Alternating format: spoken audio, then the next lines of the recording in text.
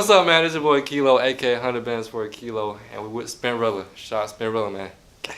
100 bands for a kilo. I spent my whole life chasing the bag and running from coppers. And a nigga been drowning myself in these codeine problems, yeah. Spent a couple thousand on my feet and running back up in a week.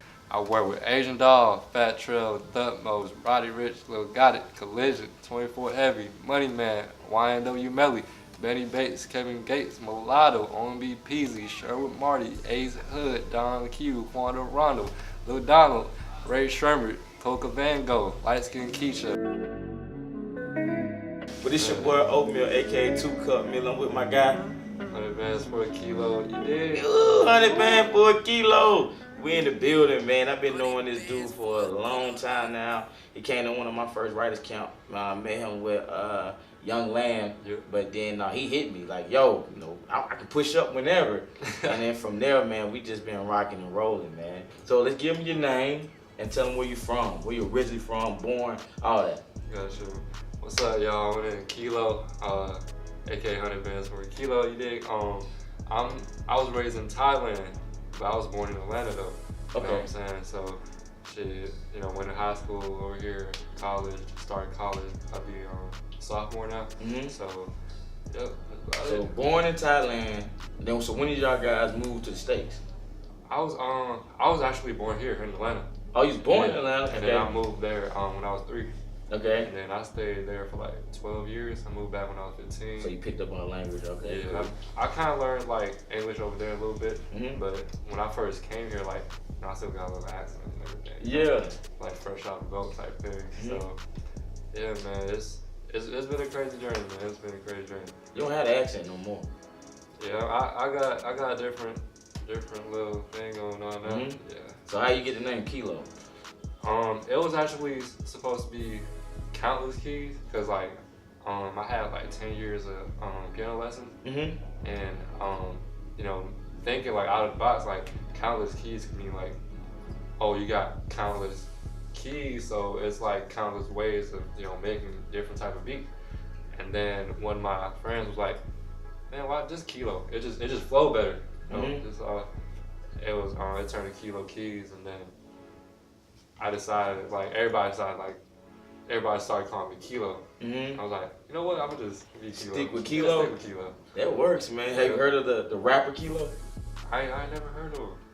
Oh, dang. How old are you? I'm 20. Oh, yeah, you young, man. So I grew up on Kilo G. Don't even worry about it. This rap is years ago. Yeah, I'll put you on it when all this is over. I'll put you on it. You feel me? Yeah. I'll put you on it. So that's dope, man. So you came in from off the boat. Got here, been in Atlanta. So what high school did you go? You went to high school here and all that? High school here. Okay, and how did that go? You went to school? And it's a whole different vibe, cause like school over there is like, you know, everybody just goes to school, everybody focused, everybody trying to graduate and get a good job. But over here, everybody, it's like more freedom type thing. You know what I mean? Like, you know, and like I feel like in Asian countries, it's like they're more strictly into, you know what, I'm gonna graduate, I'm gonna get a job, and then I'm gonna just work 9 to 5, like, you know. But coming here is like more freedom and just thinking like, oh, I'm gonna do what I like to do and what I love, you know, and it's music. So music. So when did you start making beats though? I started making beats second semester of high school, like my freshman year. Okay. Yeah. I actually started rapping though. Oh, so you a rapper? I started off as a rapper. What was your lunch table rapper? What was your rap name? I ain't got a rap name. You just rapping? I was just like freestyling, you know, lunch tables and stuff, when they were just like knocking on tables. Yeah, I started off doing that, and then I realized like they were just faking me like, oh, that shit was fire, but actually it's not fire. It wasn't fire at all. It was like it was so trash. And I was like, you know what? But I love music though. I don't want, you know, my 10 years of like piano lessons to just go to waste. You know what I'm saying? So I started off making beats, and then, you know, I listened to Future, and then, you know, LA Mafia was like my first like inspiration to, you know, just start making beats. You know? So the whole Mafia, yeah, the whole way from Sunny Digital, Metro, like TM, like you can name like the trap producers that started off, like all this stuff, like, you know, so. That's fine. When was your first time in the studio? You like, oh, I'm in here now. My first time in the studio was with you. Oh, with me? Yep. Man, that's what's up, man. We got history again. Yep. So when I got you in the studio? Yep, that was my first studio session ever. I ain't even know that. The whole time. Damn, we should have took a picture, man. I didn't know crazy. that. It was a crazy experience. It was like, who was you with? Lan and Cujo. Oh, yeah. Like, a lot of producers were there. You know, at the writing camp. AC writers and stuff. So, man, that was my first. That was your first, and you've been rolling since then. Man. That's why you rock with me so tough. Man, first day, man. They won for sure. Yeah. Now, man, I remember that camp. We was talking about it with Lan, but you did your thing, and everybody kept saying, like, what Kilo? Even when I be in the studios now, and I play beats and they hear your tag, and we're gonna get into how you got that tag, they be like, okay, we got somebody, all right, because they recognize that tag. Yeah. And it's crazy because back in the day, like when Pharrell and Timbaland and all of them was producers, like they really didn't have tags, but you kind of knew their style of beats, so you knew that was a Pharrell beat or a Timbaland beat or a Dre beat. But now it's like tags are the thing, you know. So like, do you like to have your tag on everything? Like, does it have to be on all the beats or? With me, I kind of like, I want it to be, but if I miss one or two, like that's cool. You know what I mean? Like, as long as you know the money's straight, you know what I'm saying? The paperwork right, everything, I get my money, I get paid, it's straight. But I for sure want to have like me and Lan tag on there for sure. You know, because like me and Lan, we like grown together. You know, at the same time. So Lan helps me a lot with like getting placements, you know, managing and stuff. So make sure I get paid, make sure it's the right lawyers, make sure I paperwork right. So shout out to Young Lan for that. We had him too. That's what's up. So how did you get your tag? I would say it was like I started out with just Kilo Keys, little girl was saying Kilo, all that, you know, little cute tag, whatever. And I was like, these producers are getting phrases, you know, Young Lan on track, Metro Boomin wants some more. You know what I'm saying? And like, it's like a whole phrase, like what they're trying to do type thing. It's like, you know, Metro Boomin, he wants some more. He wants some more hits, placements. Yeah, the Future started. When he started saying it. You know, Weezy out here, and then Thug made Metro tag. I was like, oh, that's crazy. So I reached out to this artist, his name Nostalgic. He was doing tags, and then I got the tag from him. Then I was thinking of a phrase. I was like, what Kilo could mean? You know what I mean? So, you know, Kilo could mean a lot of stuff. You know, into drugs and everything with the thugs. Drugs, definitely. Drugs, everything. So, you know, and I was like, what's the price for a kilo? I don't know. You know. But I was like, oh, I would just do 100 bands because that sounds expensive. So 100 bands for a kilo. And I added, you know, a little thing at the end. It said 100 bands for a kilo, nigga. And I thought kilo until I met him. I was like, hold on, you tricked me. No, but hey, man, it's all love because everybody love the tag though. And it's catchy. And it's because like I'm Asian, and then they thought I said the tag. They was like, oh, they keep asking me. Like, I thought I was gonna get in trouble for it or something, but you know, I did. Like embrace it. It was like, did you say the tag? I was like, nah, man. You know, I ain't say it. So, and then everything was cool. So, man, and then tags keep getting on certain songs, and you know, my tags keep getting heard. Like even on my YouTube days, I used to make beats on YouTube. So that's how I kind of grew as well. You know what I mean? So yeah, it's a blessing, man. It's a blessing to have like tags played on radios and Apple Music and Spinrilla. I got, you know, Money Man got mixtape on Spinrilla. We saw that. I got a song on there, and it's just crazy. It's been a journey, man. What was like the first beat you probably made that somebody really jumped on and actually put it out? My first placement was that ever since I got Lan as my manager, my first placement was actually Chevy Woods. Chevy was talking about with Wiz Khalifa, Chevy Woods. And you know, he an OG. And like that was my first placement that he put out on SoundCloud. My second placement was Lil Donald. My second placement was Lil Donald, and my first big placement was with on Shrum Life 3. Shrum Life, alright. With Jimmy on Jim Tro. So that was my first like big placement. And the crazy thing is like that beat was like made like 2 years ago. Oh, yes. Like I made a beat like 2 years ago, and I was like, I didn't think it would, that they would pick that beat. Mm-hmm. It's crazy because like it happens to everybody, every producer. Like they would pick the beat that you don't like. Yeah. And it's like, wow. Okay. That's what the rappers too are saying. Like the song that catches be the song that they hated. Yep. But that's the one that go up top. And their favorite song, we be like, nah, they wasn't it. Yep. I'm like, why? How did that feel though when you was like, so when you find out like, oh, my song was about to be on there on the actual album, like how do you feel? Like how did that experience? Man, I actually had to make sure that it's on the album. So I flew to LA and just to because you spent your own money. Just spend my own and work with them. Mm-hmm. You know what I mean? Make sure like it's secured type thing.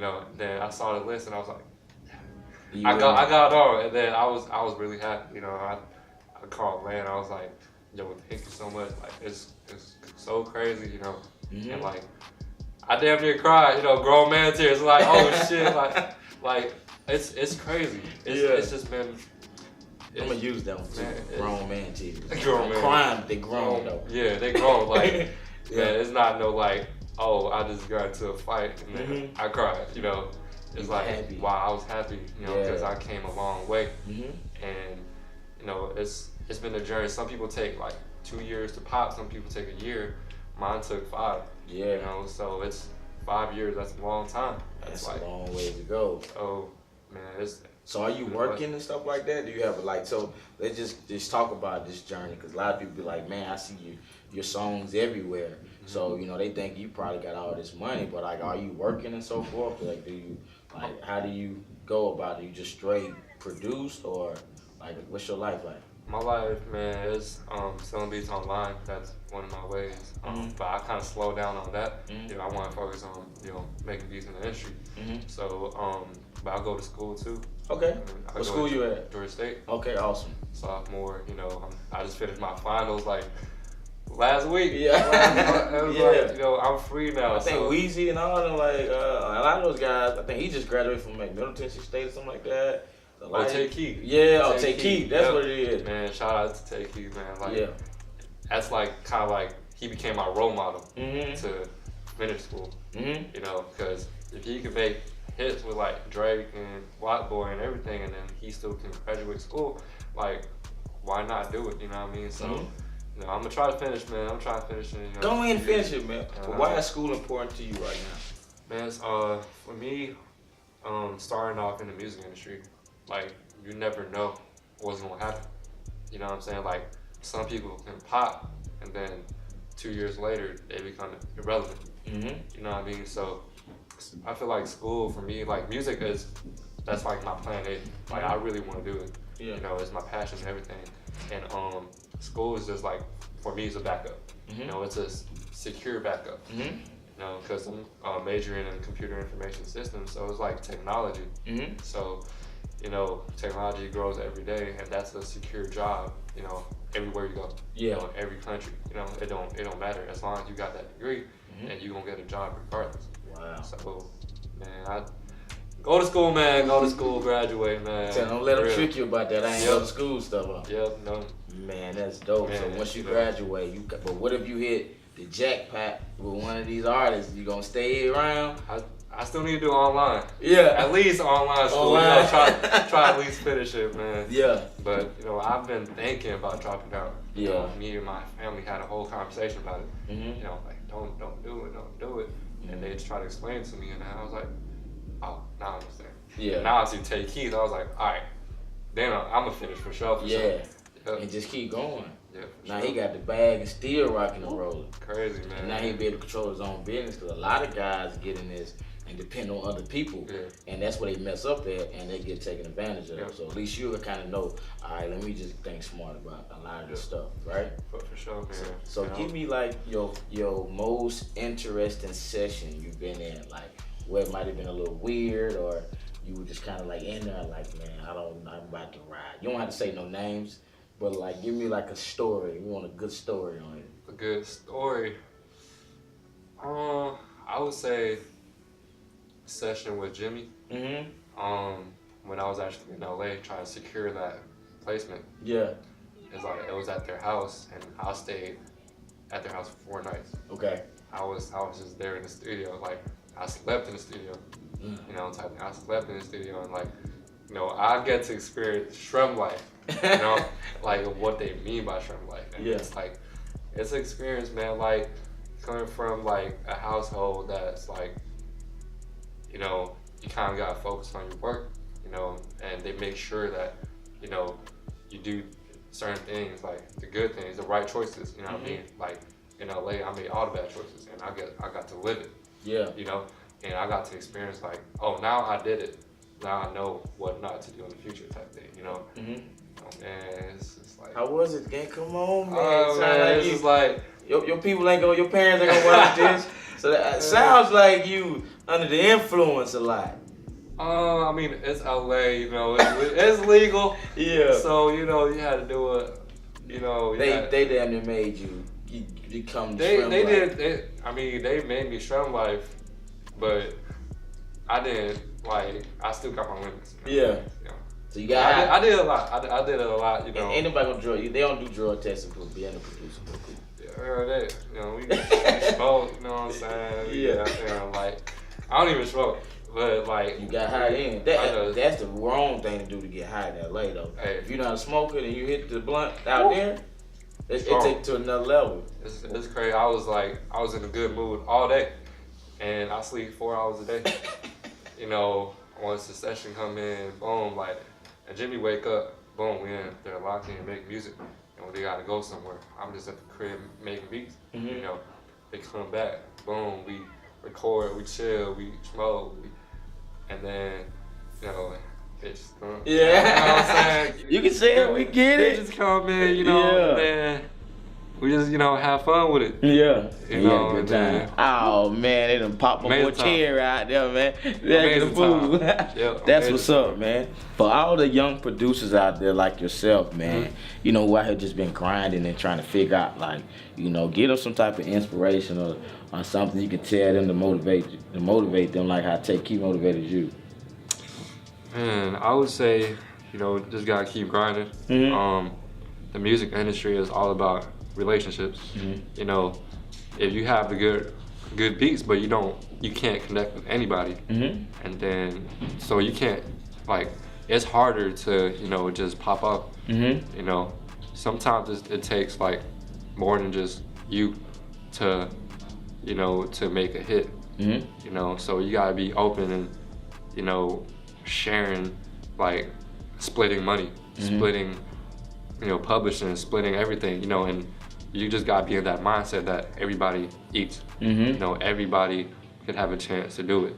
And, you know, it takes time to, you know, be successful at just anything. And it doesn't matter if it's the music industry, you know, the food industry, you know, the entrepreneur industry, like, you know, owning businesses and stuff. Like, it's gonna be competition, but you gotta find ways to make yourself stand out, and just gotta keep your head down, and you can't be discouraged by, like, oh, you can't just hate, you know what I mean? Like, oh, he got a placement before me, then now you start hating, then your mindset changed. Like, oh, I want to be better than that person. You gotta compete with yourself. You know, make sure you better yourself as a producer. And your skill set, you know, and make yourself stand out from other people. Man, that's dope, man. Name me one artist before we get off here that you would want to work with that you haven't worked with. You work with a lot of people. Man, Drizzy, man. When we gonna lock in, man, Drizzy? You want to lock in with Drake? We're gonna try to set that up for you. Woo. That would be a monster. I need a Drake. I need a Ty Dolla $ign. I need a, you know, I need a Rihanna. Like, I need, you know, big artists. I'm trying to aim for big artists. Like, to actually make me pop. You know, but at the same time, I'm willing to build with an artist, like, you know, how Tay Keith and Block Boy did that record, and it just popped. So, you know, but Drizzy my main goal. That's your main goal? Yeah. That's what's up, man. Y'all know what is happening, man. It's your boy 2 Cup. Old Millie, whatever you want to call me, with my boy Kilo. Yes, sir. Yeah, we out here kicking it. You know what I'm saying? Really appreciate you coming through. Of course, man. Kicking it at Sreummurd. Whatever you need from us, we rocking with you. And we definitely got to do behind the beat. So we're going to come to the studio with you. We got a lot coming up for 2019. And we out of here. Hey!